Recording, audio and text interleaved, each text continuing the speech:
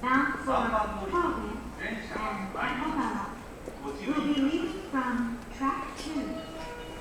This train will be the rapid service beyond Takatsuki. This train consists of 8 cars. Boarding locations are indicated by white signage and number 5.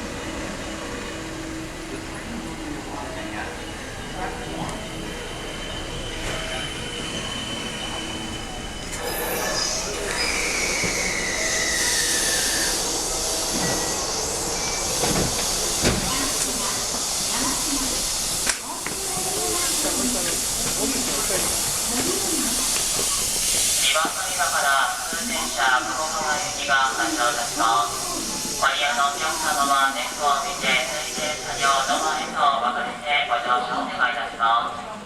普通電車のドアが閉まります。ご注意ください。